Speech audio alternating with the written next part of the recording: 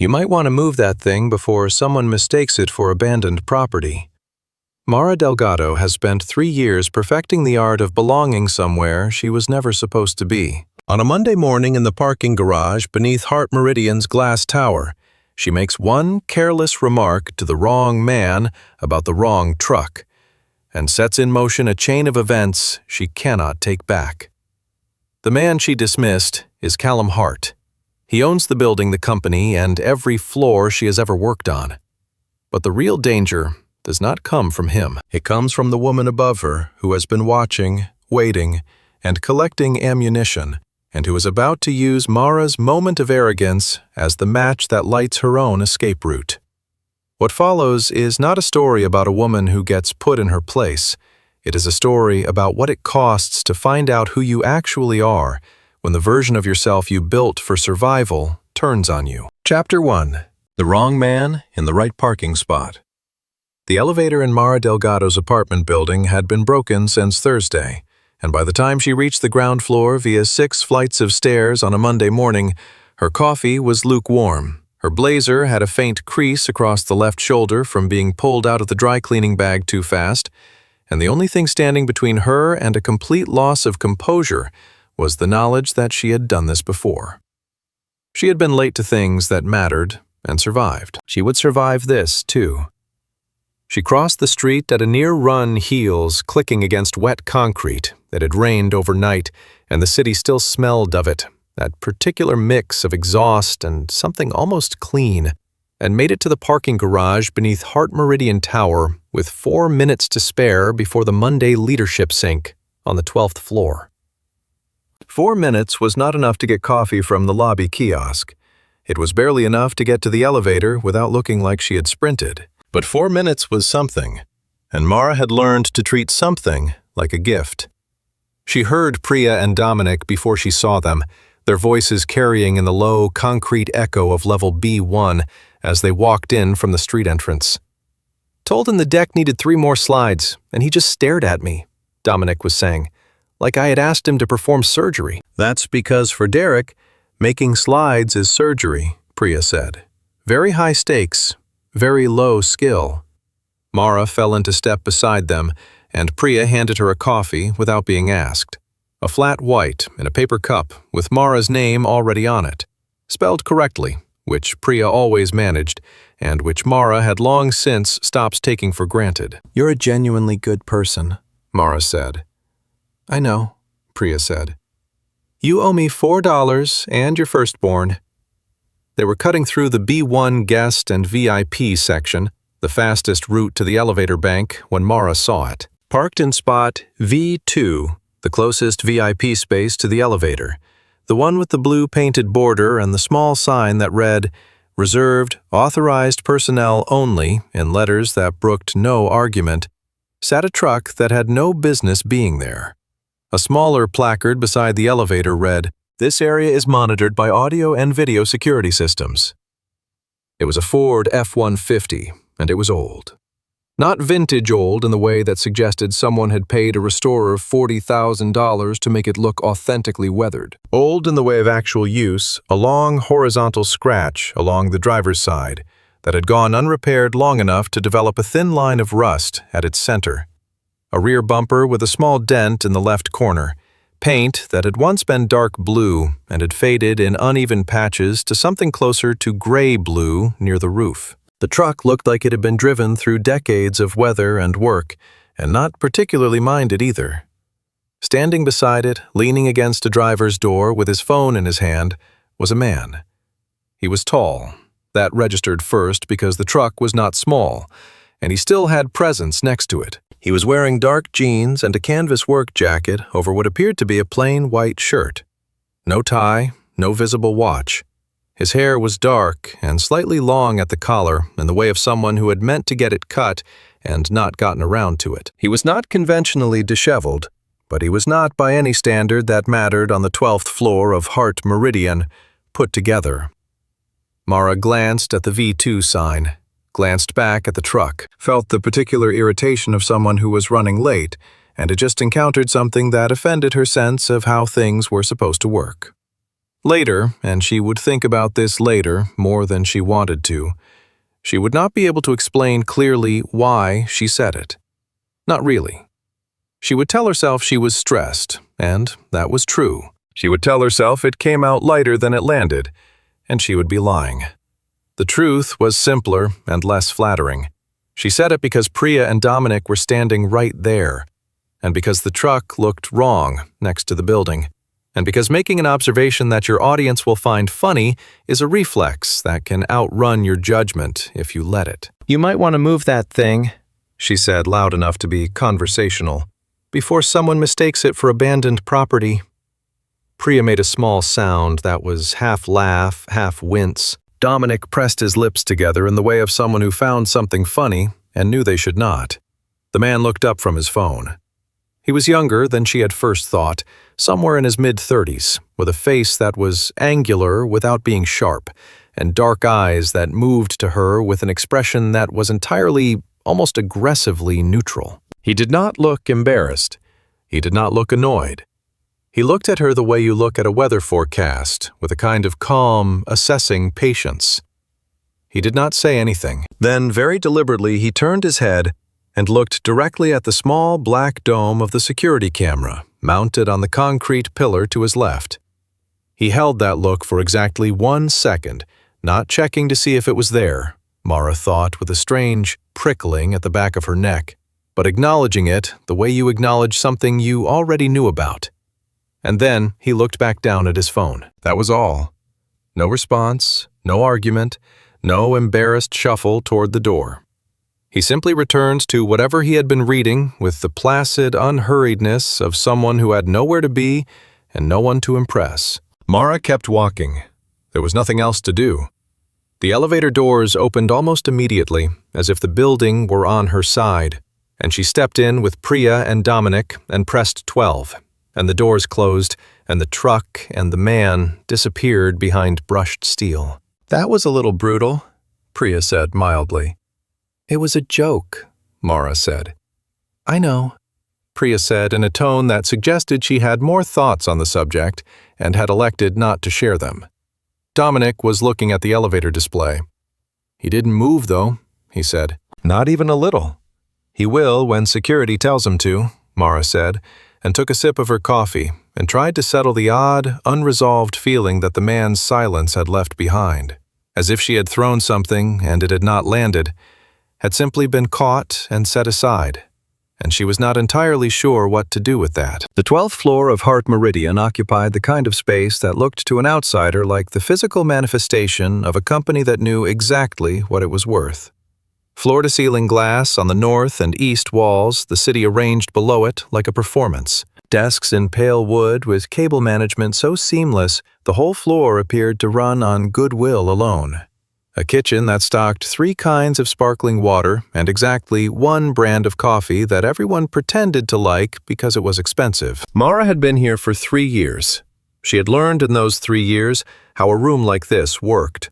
She knew which compliments were performance and which were strategy. She knew that director Sylvia Okafor arrived at 8:47 every morning and expected the team to already be in their seats when she walked in. Not because she had ever said so explicitly, but because the 2 people who had not been in their seats had both been quietly removed from high-visibility projects within the month. She knew that the flat white Priya had handed her was in the economy of the 12th floor, a small but genuine act of loyalty.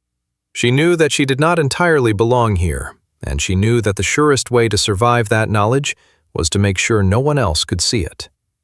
The Monday sync started at 9 and ran, as it always did, 7 minutes over. Sylvia ran through Q3 projections, delivery timelines, and the news that an external strategic review was scheduled to begin later that week. The details were vague. Alignment consultant, Sylvia called the incoming party with the particular vagueness of someone who had not been given much more than that to share. The team asked 3 questions. Sylvia answered 2 of them. Afterward, as people filtered back to their desks, Sylvia caught Mara's eye and crossed the floor to her with the smooth, directional movement of someone who had somewhere specific to be and had chosen to detour via her. "How was the commute?" Sylvia asked, which was not a question she normally asked. Fine, Mara said. I came through B1. Quicker. I heard there was someone in the VIP bay this morning, Sylvia said. Her voice was easy curious in the way of someone making conversation, but her eyes, Mara noticed, were a degree too still. Someone with a truck. Mara felt the prickling again. Faint, unexplained.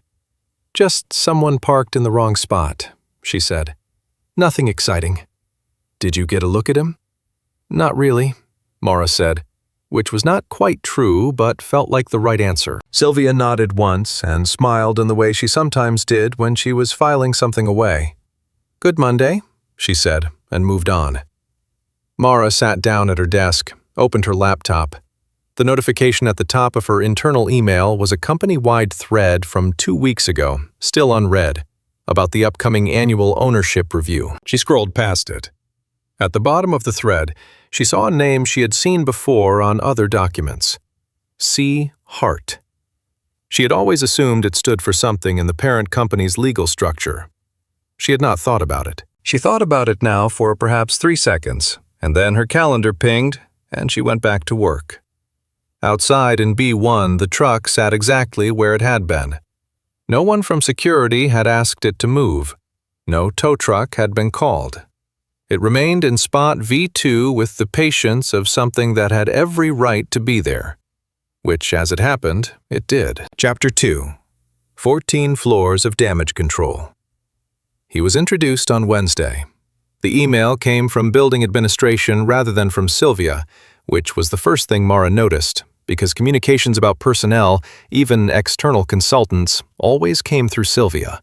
The email was brief, 3 sentences, and identified the incoming party as Callum Harte, Strategic Alignment Consultant, who would be embedded with the team for a period of up to 3 weeks beginning Wednesday morning.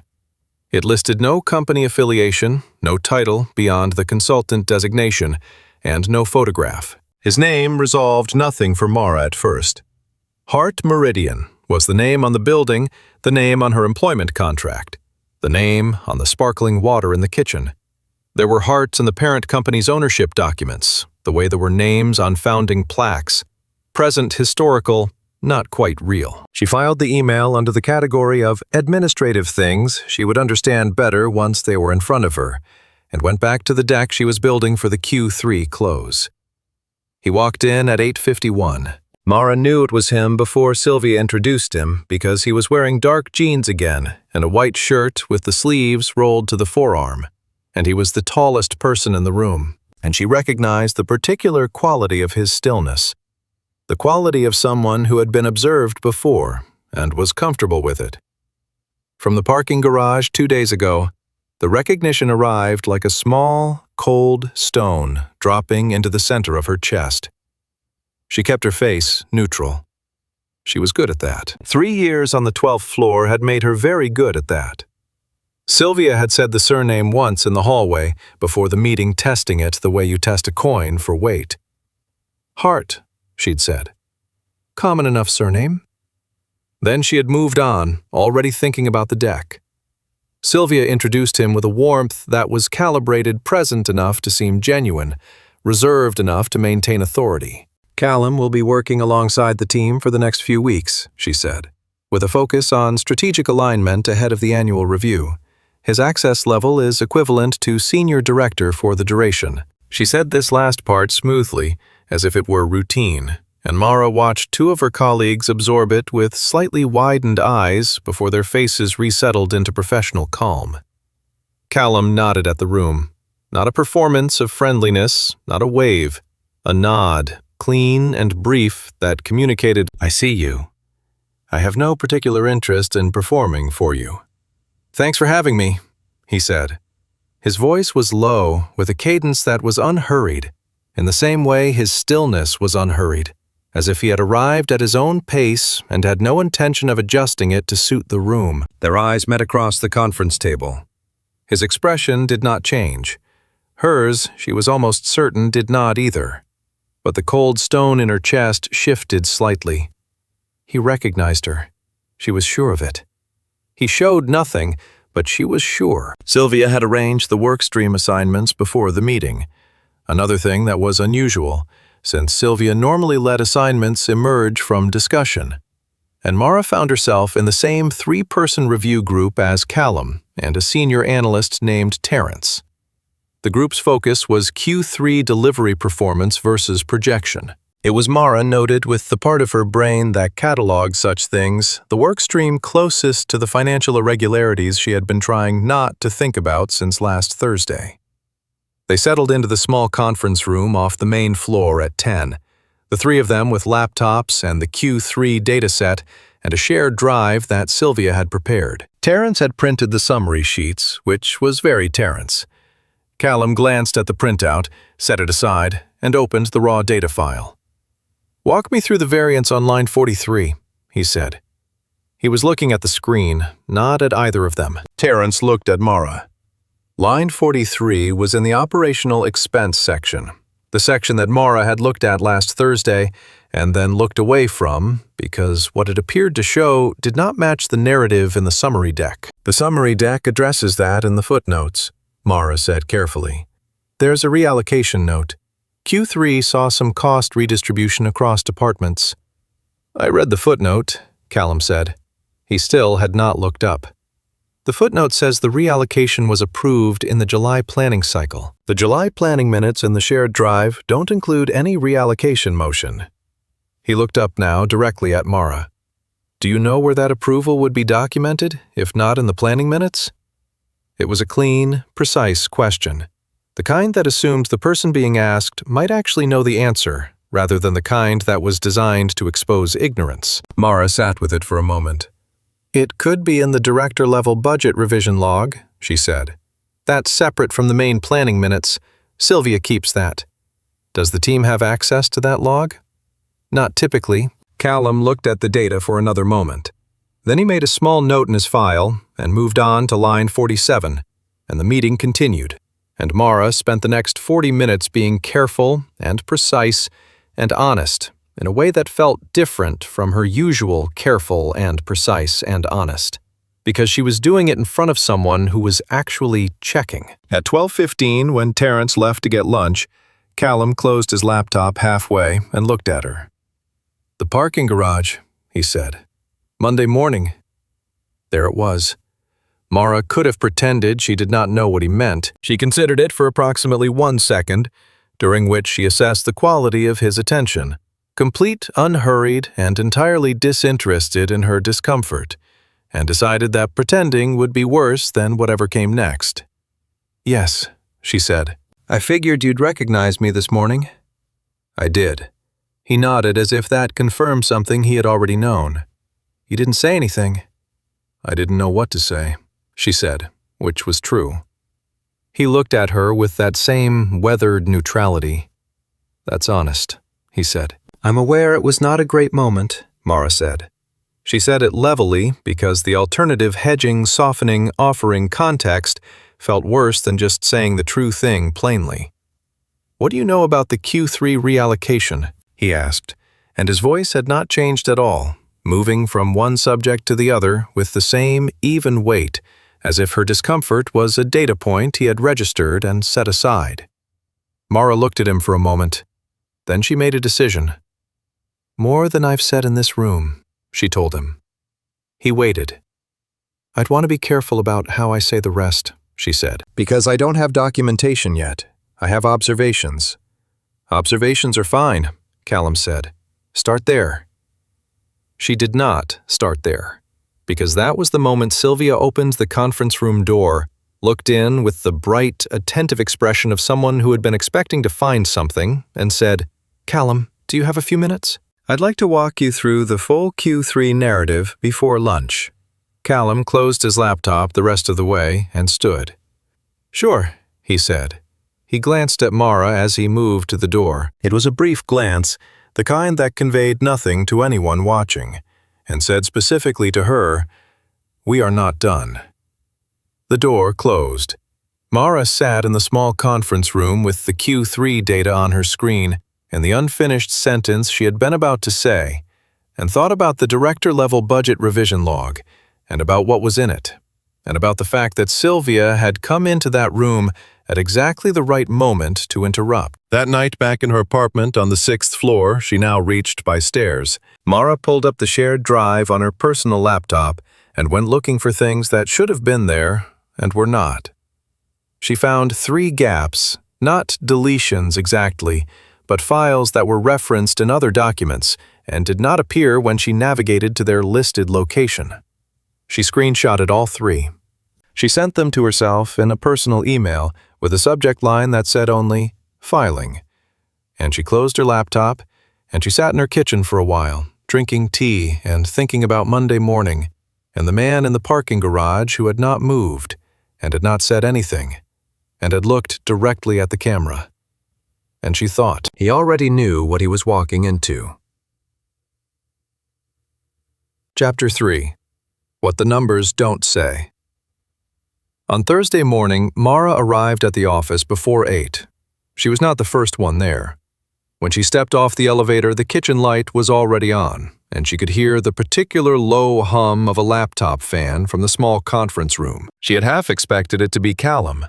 It was Sylvia, seated at the head of the table with a coffee she had brought herself, something from the place on the corner and not from the lobby kiosk, working through what appeared to be a printed spreadsheet with a yellow highlighter. Sylvia looked up when Mara appeared in the doorway. Her expression arranged itself smoothly into welcome, the way a screen transitions between windows. "Early start," Sylvia said. "I have the Kellerton account deck to finish before the afternoon," Mara said. "Come in for a second." It was not quite a question. Mara came in. She set her bag on the chair 2 down from Sylvia's and stood because sitting would have made it a longer conversation, and she was not sure she wanted a longer conversation. "How are you finding the review process?" Sylvia asked. "Working with the consultant." "It's fine," Mara said. "He's thorough." "He is," Sylvia agreed with a quality in her voice that sat just below neutral. "Very thorough. Very focused on the numbers." She tapped the highlighter against the edge of the spreadsheet, a light, rhythmic tap. The thing about numbers is, they never tell the whole story. There's always context, history, decisions that made sense at the time given what was known. She looked up at Mara. "You understand that?" "Of course," Mara said. "I'd want to make sure," Sylvia said, and her voice went quieter, not softer, "that if anyone on the team has questions about context, about how certain decisions were made in Q3, those questions come to me first, rather than being aired in a room with someone who doesn't have that context." She held Mara's eyes. "Doesn't that make sense?" The word said one thing. The eyes said something else. The eyes said, "I know you were about to say something in that conference room yesterday. I know what you've seen. Come to me first is not a request for conversation. It is a warning dressed as one." "Of course," Mara said again, and picked up her bag and went to her desk. She sat down and opened her laptop and pulled up the Kellerton deck and looked at it without really seeing it. The budget revision log, the 3 missing files, Callum's question about the July planning minutes. She thought about the screenshot she had sent herself the night before. She thought about what she would risk if she said something and turned out to be wrong. She thought about what she would become if she said nothing and turned out to be right. At 11, she got a calendar invite. It was from Callum, internal, for a 30-minute slot at 2 in the afternoon. The subject line said Kellerton account background, which was a project she worked on, but which had not been mentioned in any of the review work streams. She accepted it. The small conference room felt different at 2 in the afternoon. The light had shifted to come in at a lower angle through the glass, and the city beyond it was doing the thing it sometimes did in late autumn, the sky going a deep, particular blue that made the buildings look like they had been cut out and placed there.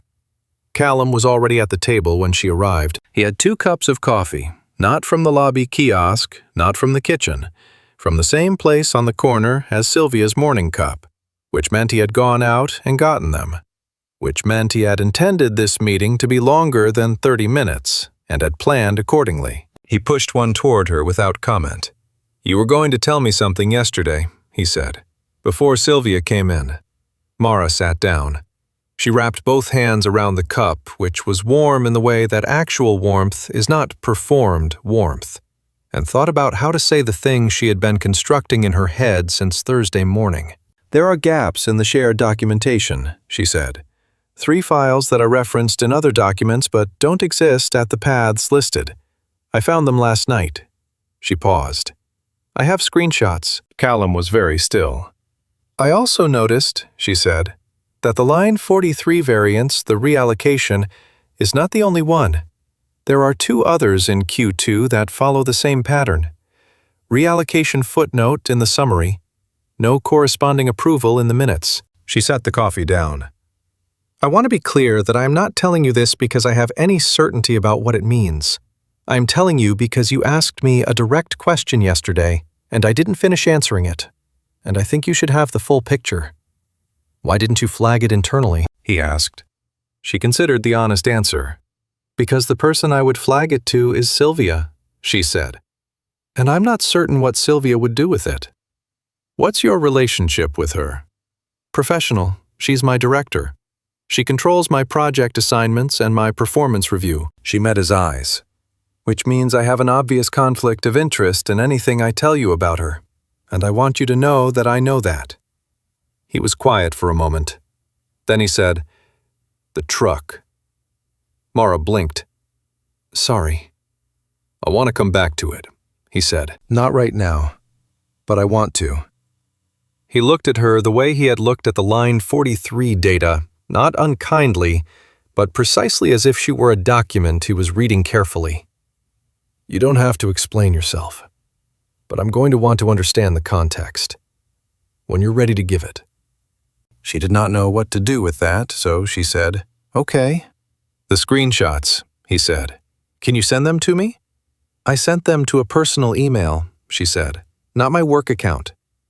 He nodded once, and she understood that he understood why.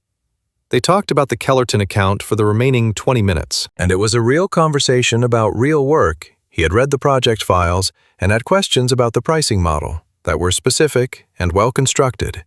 And by the time the meeting ended, Mara had the disorienting experience of having found the conversation genuinely useful, which was not what she had expected. She was at her desk at 3:15 working through the pricing model revisions when Sylvia appeared.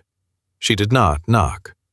She closed the door behind her and stood with her back to the glass partition in a way that made it difficult for anyone outside to read her expression. "I know about the parking garage," Sylvia said without preamble.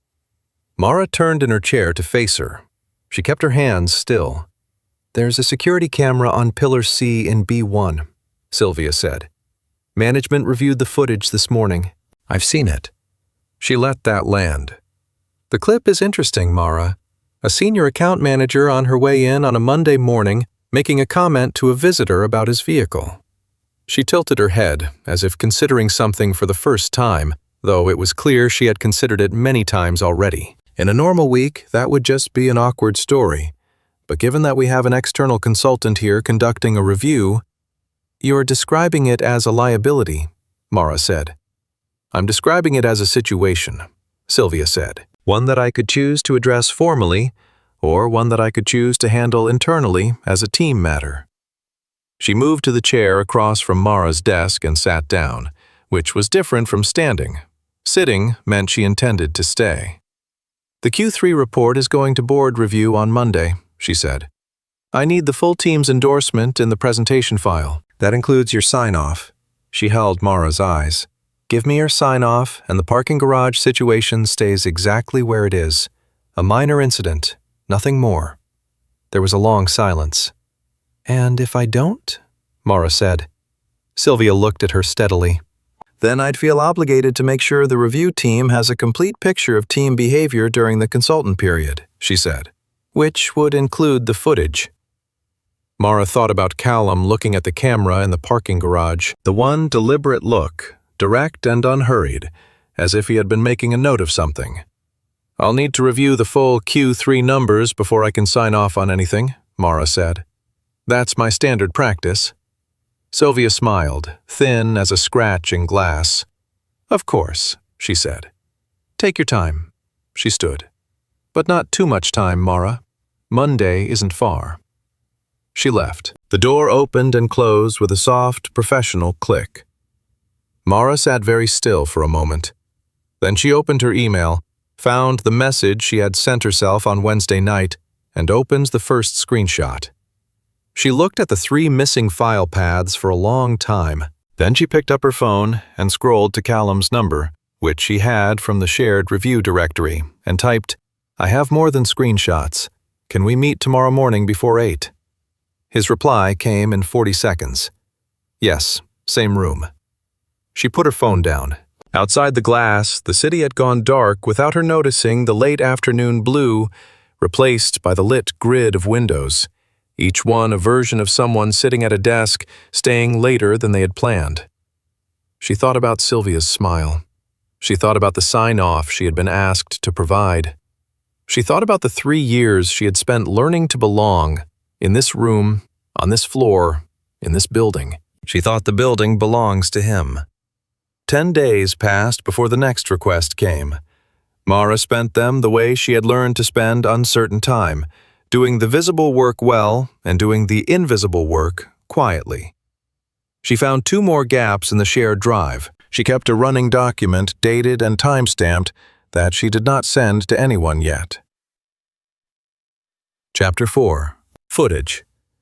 The meeting request arrived on a Friday, 3 weeks into the review, at 9:42 in the morning, and it was not the early meeting with Callum that had already happened, an efficient 40 minutes in the conference room, during which Mara had sent the screenshots to an address Callum gave her from memory, and walked him through each gap in the documentation with the specificity of someone who had been rehearsing it for days, which she had. The new request was different. It was from building administration. It included the entire 12th floor team, and the subject line said, "Urgent all-team review Monday kickoff preparation." It was scheduled for 2 in the afternoon. No one knew what it was about. The hall energy shifted in the way it shifted when information was uneven. People who knew more than they were saying moved with a certain careful blankness, and people who knew nothing moved with the slightly elevated pace of someone trying to look like they knew something. Sylvia arrived at the conference room at 1:55, and she looked composed in the particular way of someone who had prepared for a confrontation and felt good about their preparation. She was dressed more formally than her usual Friday, a structured jacket, her hair smooth, earrings that she reserved for presentations. She had brought nothing to the room except herself. Callum arrived at 1:58. He was wearing exactly what he had been wearing all week. He sat at the far end of the table and opened his laptop and looked at the screen with the attentiveness of someone waiting for a document to load, not like someone who was about to do anything significant. Mara sat in the middle of the table. She had put on the blazer she kept at the office for unexpected meetings, the dark one without the crease. She had not eaten lunch. She was aware of her heartbeat in her throat, but not in a way that changed anything about how she sat. The room filled. 14 people. 3 interns who had been called back from the open floor and looked uncertain about why. A woman from building administration whom Mara recognized but could not name. The woman from administration spoke first. Her name, it turned out, was Director Ferris. She said that the Friday afternoon meeting had been called as part of the ongoing strategic review process, and that some footage from the building security system had become relevant to that process and would be shared with the team as a matter of transparency. She connected a laptop to the projector. She opened a file. The screen at the head of the room filled with the gray-green color of security camera footage. The timestamp in the corner said Monday, 8:56 a.m. The location was B1. The angle was from the camera on Pillar C, looking south toward the VIP bay and the elevator bank. In the footage, a dark blue Ford F-150 sat in spot V2. A man stood beside it. He was looking at his phone. The angle was good. The camera had been positioned to cover the elevator bay, which meant it had a clear, well-lit view of that exact spot. 3 women appeared at the left edge of the frame, walking from the street entrance. The woman in the middle, Mara watched herself walk across the screen with a detachment that felt clinical and strange. was wearing a dark blazer and carrying a coffee and moving with the fast, purposeful stride of someone running 4 minutes late. She slowed slightly as she approached the truck. She said something. The man looked up. He looked directly at the camera. Director Ferris paused the footage. The building security system records audio on level B1 as posted at every entrance to B1, she said, as part of the standard visitor management protocol. She played the audio. Mara's own voice came through the conference room speakers with the faint, tinny quality of security microphone recording, and it said in a tone that was light and social and unmistakably dismissive, "You might want to move that thing before someone mistakes it for abandoned property." No one in the conference room moved. 14 people watched the screen, and the screen showed Mara's face in grainy green-gray, and there was a quality of silence in the room that was less about quiet and more about everyone deciding at the same moment to say nothing. The footage was submitted to building administration this morning, Director Ferris said, as a formal complaint from a member of the director-level team raising concerns about account manager conduct during the review period. Mara looked at Sylvia. Sylvia was looking at the screen, her expression the careful, concerned expression of someone who had submitted a complaint out of genuine professional duty and was now watching it be addressed appropriately. She had worn the structured jacket for this. She had known. "We want to give Mara Delgado the opportunity to address the footage directly," Director Ferris said.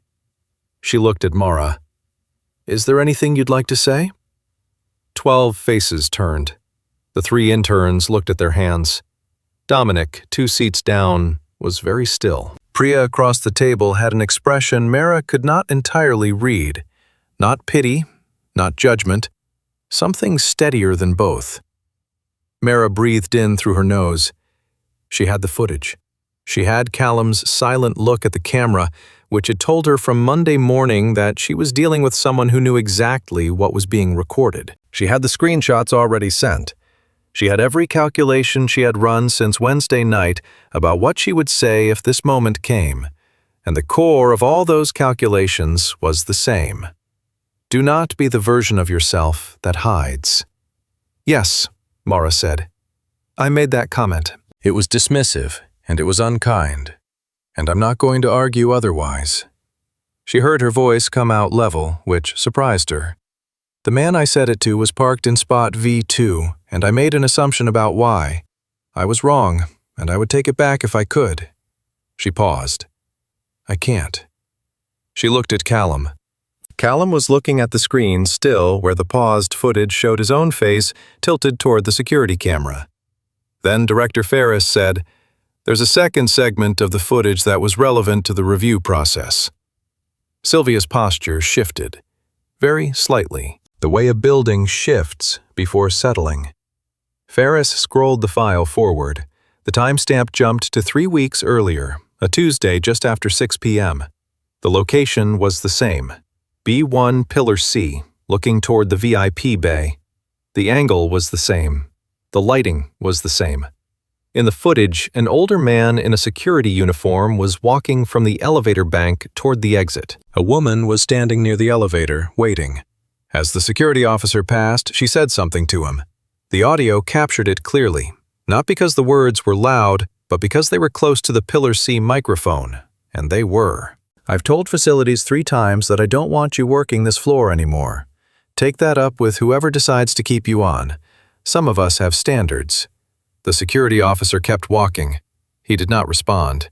His shoulders, Mara noticed, went up slightly, the movement of someone absorbing something they had decided not to respond to. The woman in the footage was Sylvia Okafor, in the same structured jacket she was wearing right now. Director Ferris stopped the footage. "This segment," she said, "was identified during the full B1 review that was conducted this morning, when the original complaint was processed." Her voice was entirely without inflection. "The review covered a 90-day window. We found multiple incidents." Sylvia had gone very still. Then Callum closed his laptop and looked up, and the room went through another one of those silences, except this one had a different weight to it, because they all understood now that the person at the end of the table was not a consultant. "I want to say something," Callum said. His voice was the same as it had always been, unhurried even. "I'm Callum Harte. I own the building and the company, and I've been here this week as part of a standard ownership review. That review is ongoing." He looked around the table with the same quality of attention he gave to spreadsheets complete and individual and without performance. "I want to be clear about two things. First, nothing that has come out of this meeting is the basis for any immediate personnel decision. The review process will take its course through the proper channels." He paused. "Second, I want everyone in this room to understand that this footage, both segments, was submitted to administration this morning by the same person. The same person who appears in the second segment." He let that sit. Sylvia's face was doing something complicated, the composure cracking along fine lines, not dramatically but visibly, the way a glaze cracks when it has been heated past what it was built for. "We're going to take a break," Director Ferris said. "Team, thank you for your time. Mara, I'll ask you to stay. Sylvia, I'll ask the same." People filed out with the controlled quiet of people who have just seen something they need to process privately. Dominic did not look at Mara on the way out. Priya did briefly, the steady look which Mara understood as, "I'm here." The room emptied until it held 4 people, Mara, Sylvia, Callum, and Director Ferris. Callum looked at Mara. "The review is not finished," he said. "There are financial questions that need to be resolved through proper audit process before any decisions are made." He glanced at Ferris. "That includes decisions about everyone currently on the 12th floor." He looked back at Mara. "I'd like you to stay on site and available. I'll need to meet with you separately today if possible." He said nothing directly to Sylvia. That, Mara thought, was a message in itself. "I have questions," Sylvia said. Her voice had resettled into something controlled, but there were edges in it now that had not been there before. "About the scope of this review, and about the process by which footage from a complaint filed in good faith is being used to—" "Your questions will be addressed through the appropriate process," Director Ferris said, and her voice had the quality of a door being firmly and politely shut. Mara sat in the chair in the emptied room and looked at the frozen image on the projector screen, her own face, grainy green, caught in the moment just after she had said the thing she could not take back, and thought about what it meant that the moment was not over. The twist had arrived. The room had shifted. But Sylvia was still in the building, and the financial questions were unresolved, and Callum had said the review was not finished, and the word she was sitting with, "not yet, not yet, not yet," had the particular weight of a chapter ending at the wrong place, which was exactly where she was. Chapter 5. What You Say When No One's Watching. At 4:30 on Friday afternoon, Sylvia Okafor had not left the building. Mara knew this because she had been sitting in a temporary office 2 doors down from the small conference room since 3 o'clock, waiting for her separate meeting with Callum, and she could hear the low, rhythmic sound of Sylvia's voice through the wall. Not the words, just the voice, moving in the cadence of someone making a carefully constructed argument to an audience she was not certain she had. Director Ferris appeared in the doorway at 4:27 and said that Callum had been delayed and could Mara wait a little longer. Mara said yes. Ferris left. The voice through the wall continued. At 4:33, it stopped. 3 minutes later, Sylvia walked past the open doorway of the room where Mara was sitting. She did not look in. She was carrying her structured jacket folded over her arm, which meant she had taken it off at some point, which was the first time Mara had ever seen Sylvia in a situation that required her to take her jacket off. She was walking with the quick, forward-focused pace of someone who was not yet done, and that was the most concerning thing about it. Not the pale quality of her expression, not the jacket, but the pace. She was still moving. Mara stood up. She did not fully intend to follow, but she did. Sylvia went to her own office, the glass-walled one at the southwest corner of the 12th floor, and she left the door open, which meant either she did not know Mara was behind her, or she had decided it did not matter. She went directly to her desk. She opened her laptop. She began to type. "Sylvia," Mara said from the doorway. Sylvia looked up. Something moved across her face, Not surprise, not quite. And then she leaned back in her chair with the studied ease of someone trying to recover a position they had already lost. "I was wondering when you'd come find me," Sylvia said.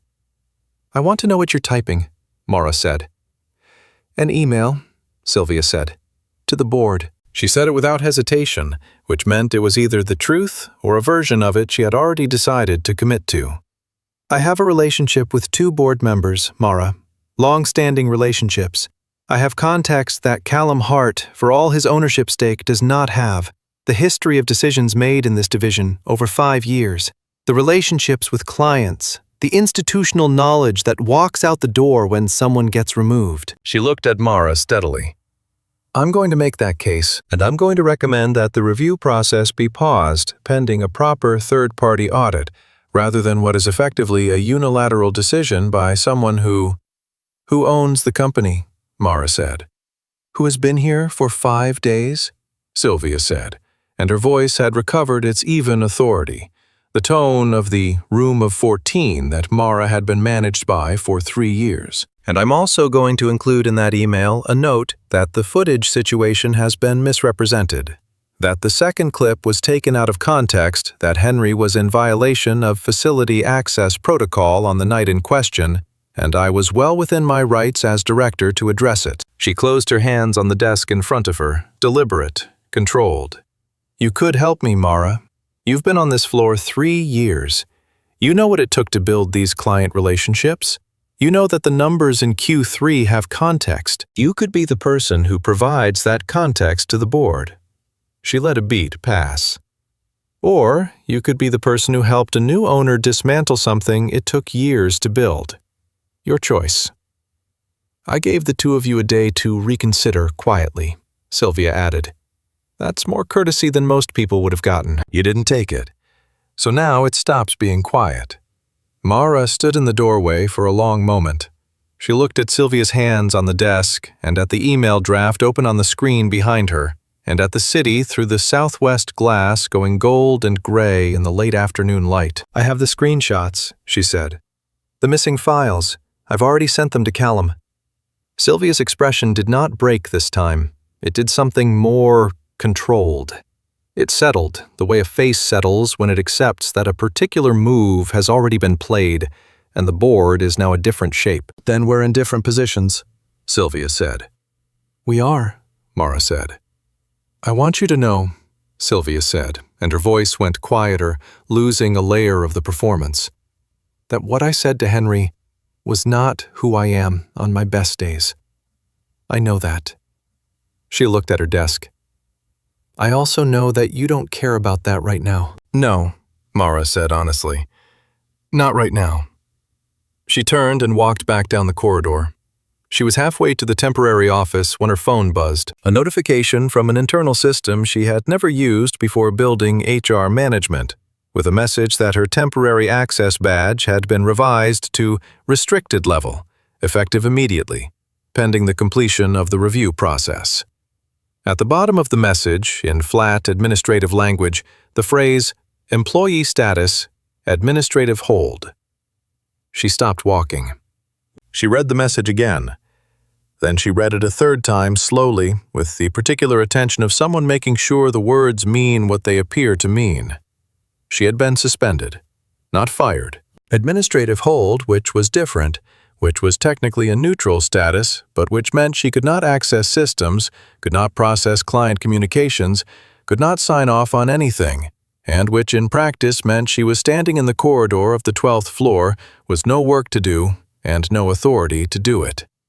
She thought about the Kellerton accounts deck. She thought about the Q3 screenshots in an email chain with Callum Harte. She thought about Monday morning in the parking garage and the cold stone that had dropped into her chest when she had recognized him across the conference table. And she thought about the fact that she had said the honest thing in front of 14 people today, and it had still not been enough to keep her from this moment. She sat down in the nearest available chair, which was in the corridor, not in any room, and she did not move for a while. The elevator opened at the end of the corridor. Callum walked out. He saw her in the corridor chair, and his stride did not break, but something in it recalibrated. A slight deceleration, the way a person decelerates when they encounter something they were not expecting but are not unprepared for. He sat down in the chair beside her. Not across from her, beside her, 2 chairs along the corridor wall facing the opposite wall of glass. "You got the notification," he said. "About 30 seconds ago," she said. He was quiet for a moment. "I signed off on the administrative hold," he said. 20 minutes ago." He did not say it with apology in his voice. He said it with the quality of someone who has decided that the honest thing is more useful than the comfortable thing. There was a request from a board member to pause all personnel processes on the 12th floor, pending a review of the review, essentially. One board member with a long relationship with the director. He called me directly and made the case that the proper process was being compressed and that a neutral hold on all affected personnel was the appropriate step. He paused. I agreed with him. I should not have. Mara looked at the wall of glass across from them. The city was fully in its evening register now. Windows lit the sky behind the skyline, the deep blue of very late afternoon. "Why did you?" she asked. He was quiet long enough that she thought he might not answer.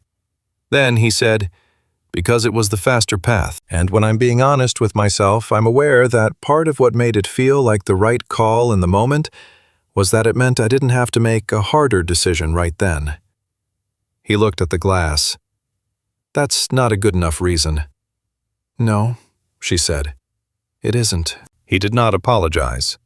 She had not expected him to, not in the conventional form, not in the way that would have required her to accept it gracefully and move forward. What he had done instead was say the exact thing that was true without softening it, and she found after a moment of sitting with the raw edge of it that the unpadded version was easier to hold than the padded one would have been.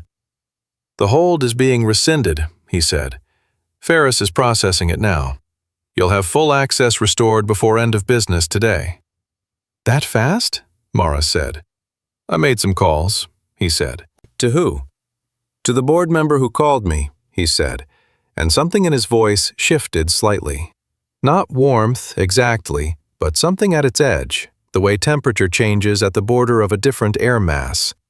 "I told him that if he had concerns about process compression, he was welcome to attend the Monday board review and raise them in person, and that the documentation I would be presenting at that review would include evidence that the administrative hold request had been made by a party with a direct interest in delaying the audit process." He glanced at her. "He withdrew the request." Mara was quiet. "The screenshots you sent me," Callum said, "match 3 gaps I'd already identified in the document architecture through the review process. With your material, we have enough for a formal audit referral, which I'm initiating Monday." He paused. "I want to say that clearly the reason this is moving forward is the documentation you provided. Not because I own the building. Because you went and found the things that needed to be found, and you did it when you had every reason not to." She did not know what to do with that either, so she looked at the glass for a while. "I need to say something to you," she said. "About Monday morning." "You don't have to." "I know." She turned to look at him. "But I've been thinking about why I said it. Not the obvious reason. I was late. I was stressed. I assumed something about you that I had no basis for." "I know all of that. I've known that since about 45 seconds after the elevator doors closed." She found the words she had been building since Wednesday. "The thing I've been sitting with is that I said it because I thought Priya and Dominic would find it funny. And that means I knew on some level that it was the kind of thing my audience would respond to. And that's worse than if I'd just been thoughtless, because it means I was performing." She kept looking at him. "I do that. I've done it for 3 years on this floor. I perform belonging. I perform the standards of the room. And the morning in the parking garage, one of the ways I performed belonging was to mock something that didn't look like it fit. You didn't fit the image of the building, and I said so out loud. And I'm ashamed of it." He looked at her steadily.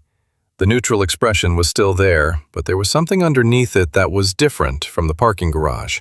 Less assessing, more present. "I watched you in that conference room today," he said, "when Ferris played the audio." "I know." You didn't try to explain it away. There was nothing to explain away, she said. I said it. Explaining it away would have been another performance. He looked at her for a long moment. The truck was my father's, he said. He drove it from 1992 until he died. I had it restored, the engine, the mechanics, but I kept the exterior as it was. He looked at the glass again. People tell me I should get something that matches the position. I've been told that several times. A pause, and something in his voice that was close to dry.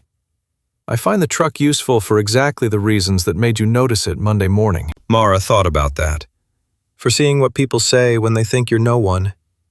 Yes, he said. She thought about Monday morning, about the camera, about his one deliberate look at it. You knew you were being recorded, she said. I knew the camera was there, he said. I didn't know what you were going to say before you said it. He paused. For what it's worth. It's worth something, she said. And then, because it was true, and because she had decided not to perform, I'm sorry. For real. Not for how it turned out. For the thing itself. He nodded. Not forgiveness, exactly, she thought. Not the kind of nod that closed something, but the kind that said, received, understood. We can continue from here. They sat in the corridor for another few minutes without talking. The city doing its evening thing through the glass, and it was the least professional and the most honest thing that had happened on the 12th floor all week. Her phone buzzed. Full access restored, the notification said. She put the phone away. Monday's going to be a long day, she said. Yes, he said. She stood up. He stood up with her, and they walked toward the elevator bank in the way of two people who had reached the end of one kind of conversation and were not yet at the beginning of whatever came next, which was fine. Not everything needed to begin right now. 2 months later, the independent audit of the 12th floor financials confirmed what the screenshots had shown. A pattern of operational cost misallocation across Q2 and Q3 amounting to a 7-figure discrepancy that had been systematically obscured through document management. The audit report was thorough, the way Callum Harte was thorough, and it named specific processes and specific decisions without ambiguity. Sylvia Okafor's employment was terminated at the conclusion of the audit. She did not accept it quietly. There were lawyers and phone calls to the 2 board members, and a period of several weeks during which the outcome felt genuinely uncertain. The board member who had called Callum about the administrative hold recused himself from the relevant vote. The termination stood. Henry, the security officer from the B1 footage, was still working the building. Mara saw him most mornings when she came in through B1, and she had gotten into the habit of saying good morning, and he had gotten into the habit of saying it back, and neither of them had ever discussed the clip, which was the right amount of discussion to have about it. The Kellerton account went through. Mara presented the revised pricing model at the client meeting in November, and it was well received, which meant she had been right about the model, and she permitted herself a small private satisfaction about that. On the first Monday of December, she came in through B1 at 8:40. The Ford F-150 was in spot V2, its faded gray-blue roof catching the early light. The dent in the rear bumper was still there. The rust line along the scratch on the driver's side had not been addressed. She walked past it. She did not say anything. She did not need to. She pressed the elevator button, and the doors opened almost immediately, and she stepped in and pressed 12, and thought about the day ahead, which was a good amount to think about, enough and not more than enough, which was a kind of balance she was still learning to trust. The doors closed. The truck remained in the parking spot, exactly where it was supposed to be.